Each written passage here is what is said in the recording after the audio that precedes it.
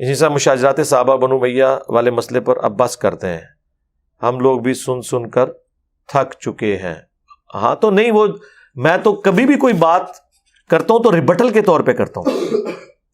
آپ تھک چکے تو آپ قرآن کلاسز دیکھیں، 344 ہیں، اس کے بعد بھی 130 ریکارڈ ہو چکی ہیں، آپ دوسرے ٹاپکس دیکھیں۔ آپ کے انٹرسٹ کیا نہیں ہے نا، بعض لوگ تو کہتے ہیں اور کھول کے بیان کرو، میں نے تو ہر ٹاپک بیان کرنا ہے۔ کئی لوگ میری رفع الیدین کی بات سن سن کے تھک چکے ہیں، کہ یا علی مدد کو شرک کہنے کی بات سن سن کے تھک چکے ہیں۔ ہو سکتا ہے یہ پرچی لکھنے والا نہ تھکا ہو اس بات سے، تو آپ جس فیلڈ سے تھکے ہوئے تو آپ کو کس نے کہا آپ سنیں؟ باقی ہمیں کوئی شوق نہیں آتا۔ آپ دیکھیں لوگ یہ کہتے ہیں نا کہ جی یہ سب کو چھیڑتا ہے، میں نے کسی کو نہیں چھیڑا میرے بھائی۔ میری پرانی ساری ویڈیوز دیکھیں، مسئلہ نمبر، میں نے ٹاپکس کے اوپر ویڈیوز ریکارڈ کرائی تھی 200، حاضر و ناظر، علم غیب، آیات النبی، کبھی نہیں لکھا تھا ریپلائی ٹو فلاں ریپلائی ٹو فلاں۔ کوئی میری ویڈیو دکھائے کئی سالوں تک۔ تم لوگ بھی ٹاپکس کے اوپر ویڈیوز بناتے ہیں نا، انہوں نے سٹارٹ ہی 2015 میں مجھ سے کیا، ریپلائی ٹو انجینئر محمد علی مرزا۔ فرق دیکھا؟ اہل حدیثوں کو کہو کہ تم امیر شام کا دفاع کرنا چاہتے ہو تو لکھو امیر شام کے فضائل، 100-150 بندہ ویک ہی لے گا۔ لیکن یہ کیا لکھتے ہیں؟ ریپلائی ٹو انجینئر محمد علی مرزا آن امیر شام۔ تو وہ جب آپ یہ کام کریں گے تو میں نے نہیں جواب دینا آگے سے، میرا رائٹ ہے نا۔ میری آپ جتنی ویڈیو قرآن کلاسز تھی، کبھی کسی قرآن کلاس میں لکھا ہوا ہے کہ قرآن کلاس نمبر 1 ریپلائی ٹو مفتی منیب الرحمان،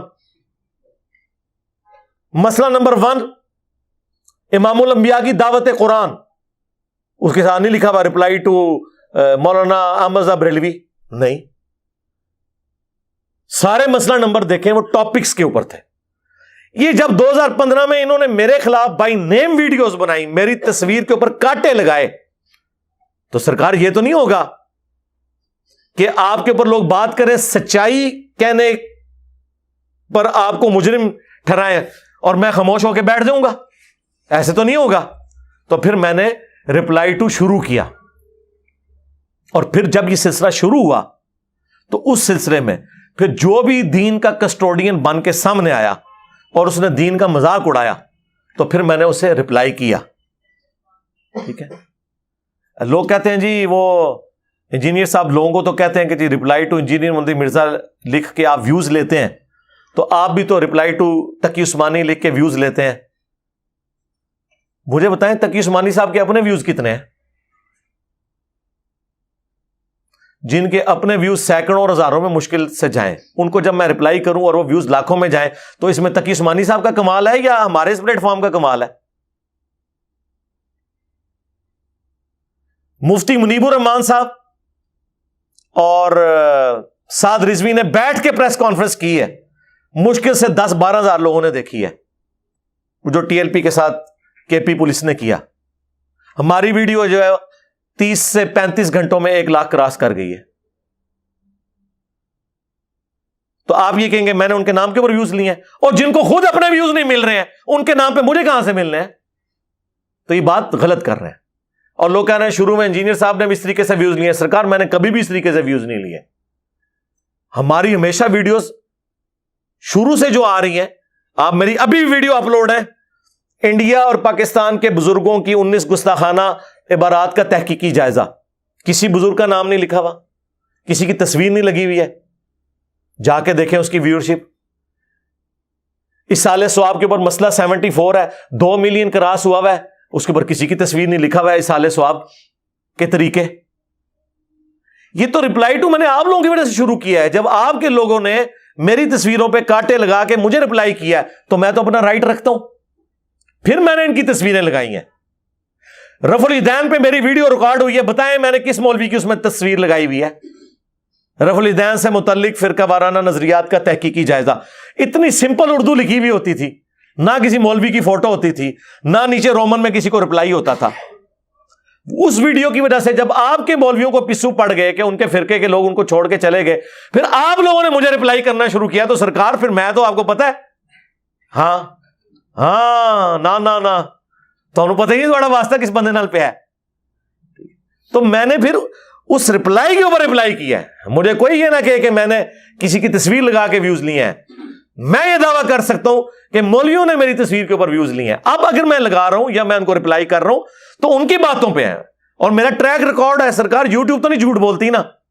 جائیں 12 سال پرانی میری ویڈیوز دیکھیں, مجھے کبھی کسی مولوی کی تصویر دکھائیں, کسی ایک مسئلہ نمبر کے اوپر دکھائیں. آپ لوگوں نے فتوے لگائے, آپ کے مولویوں نے. پھر میں نے رپلائی کرنا شروع کیا کہ یار اب یہ ایک بندہ بولا ہے.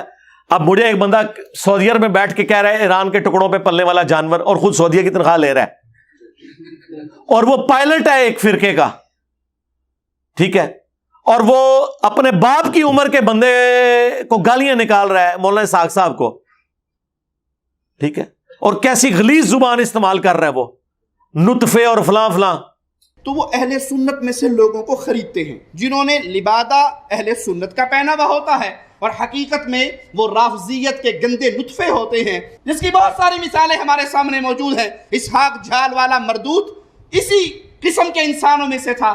انجینئر مرزا مردود اسی قسم کے انسانوں میں سے ہے. رافضیت کے پیسوں پہ پلنے والا, ایران کے ٹکڑوں پہ پلنے والا یہ جانور صحابہ کے بارے میں اپنی زبان گندی دراز کرتا ہے, اور حقیقت میں اس کا من پلیت ہے, اس کے ماننے والے اس سے بڑے پلیت ہیں.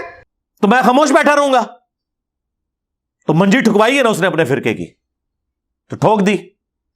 تو یہ ذہن میں رکھیے گا, یہ لوگ بولے ہیں کراچی کے مفتی صاحب جن سے اب صلح ہو چکی ہے, اس لیے وہ اب, ورنہ کل مشین پہ انہوں نے چڑھا ہونا تھا جو مفتی صحیح چڑھا ہے المونت کے مسئلے میں. اب ہم نے نیا بندہ ڈھونڈ لیا. اس بندے نے 2017 میں پہلی دفعہ جب یوٹیوب پہ ایسا دیکھا یار سب سے زیادہ ویورشپ کس کی, انجینئر صاحب کی, اس نے ایک ویڈیو چڑھا دی انجینئرنگ فرقہ. یاد ہے آپ کو 2016-17 کی بات ہے. میں تو جانتا بھی نہیں تھا یہ بندہ کون ہے. جب وہ ہوا تو وہ اس کی ویڈیو لاکھوں میں پہنچ گئی. اب میں نے کہا یار دیکھو, اندازہ کرو, جو بندہ فرقہ واریت کے خلاف بول رہا ہے اسے کہہ رہا ہے اس نے انجینئرنگ فرقہ بنایا. یار یہ کون گالی برداشت کرتا ہے؟ پھر دیوبند کی منجی ٹھکوا لی اس نے. پھر میں نے المہند, اسام الارمین, یہ ساری چیزیں. مجھے بتائیں پہلے میں کب ان کتابوں کے نام لیتا تھا؟ آپ 2017 سے پہلے کے انجینئر علی مرزا کو دیکھیں اور بعد کے دیکھیں, سچویشن کا فرق ہے. وہ جس طرح کافر کہتے ہیں کہ جی مکی محمد اور تھا اور مدنی محمد اور ہے. مکے میں تو محمد صلی اللہ علیہ وسلم ان کے ساتھی ایک مظلوم طبقہ نظر آتا ہے جن کی پٹائی ہو رہی ہے, لوگ ان کو مار رہے ہیں اور وہ ہاتھ بھی نہیں اٹھا رہے, کوڑے کھا رہے ہیں, انگاروں پہ لیٹ رہے ہیں. کوئی ایک گریلا وار کر کے خانہ کعبہ شریف میں رکھے ہوئے بت بھی نہیں توڑ رہے. 13 سال تک حضور نے کعبے کی طرف منہ کر کے نماز پڑھی ہے اور اندر بت رکھے ہوئے. لیکن وہ کہتے ہیں مدینہ شریف جاتے ہی بدر, احد, خندق, خیبر, حنین, فتح مکہ, پھر غزوہ تبوک, پھر جناب حضور کی قادسیہ, یرموک, یہ وہی ساتھی ہیں جو مارے کھاتے تھے, اب پوری دنیا کو آگے لگایا ہوا ہے. تو سرکار وہ دیکھیں نا اس کے پیچھے ریزن کیا ہے. یہ فیس چینج ہوتے ہیں. اب آپ مدنی اصحاب سے یہ ایکسپیکٹ نہیں کر سکتے وہ مکے والی زندگی گزارے, وہ ٹائم ختم. حضرت علی علیہ السلام نے 25 سال سکون کے گزارے ہیں نا خلفائے راشدین کے دور میں, لیکن اپنے دور میں انہیں بڑھاپے میں 3 جنگیں لڑنی پڑ گئی. آپ کو کہ جی 25 سال سے تو آپ سکون میں بیٹھے ہوئے تھے, اب آپ کو کیا ہو گیا؟ تو پھر آپ کو بتائیں گے کہ یار مسئلہ ہوا ہے تو مجھے نکلنا پڑا ہے نا. تو یہ فیزز چینج ہوتی ہیں, اس ذہن میں رکھیے گا.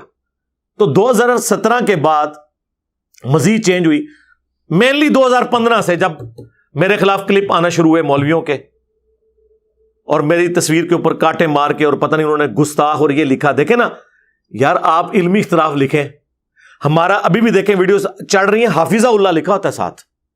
یہ مفتی سعید نے کتنی گستاخی کی حدیث کی, لیکن میں نے کیا لکھا ہے, رپلائی ٹو دیوبندی مفتی سعید حافظہ اللہ. یہ لوگ لعنت اللہ سے نیچے بات نہیں کرتے. اتنا کس کے اندر حوصلہ ہوتا ہے؟ اب آپ مجھ سے یہ کہہ رہے ہیں کہ میں جو ہوں حضرت بلال حبشی کی طرح جا کے کوئلوں پر اور ریگستان کے تپتے صحرا پر لیٹ جاؤں. سرکار لیٹے رہے ہیں اتنا عرصہ. اب ہم اس وقت بدر میں کھڑے ہیں, احد میں کھڑے ہیں, بلکہ قادسیہ اور یرموک میں پہنچے ہوئے ہیں. اب تو آپ کے ہاتھی بھی ہم نے گرانے ہیں, بلکہ گرا دیے. اب آپ ہم سے وہ والی زندگی تو نہ ایکسپیکٹ کریں نا، کیونکہ معاملہ تو آپ نے خود خراب کیا ہے. بھائی کس نے کیسرے روم کو کہا تھا کہ 1.5 لاکھ کا پورا لشکر لے کے تو عرب کے بارڈر پہ آ جائے؟ نبی اسلام کو تو مدینہ شریف میں بیٹھے ہوئے تھے، اس نے ہمیں بدماشی کی، اچھا یار یہ تو پورے عرب میں ایک بادشاہ آ گیا ہے اور اس نے پورے عرب پہ تو یہ لگتا ہے باہر بھی نکلے گا.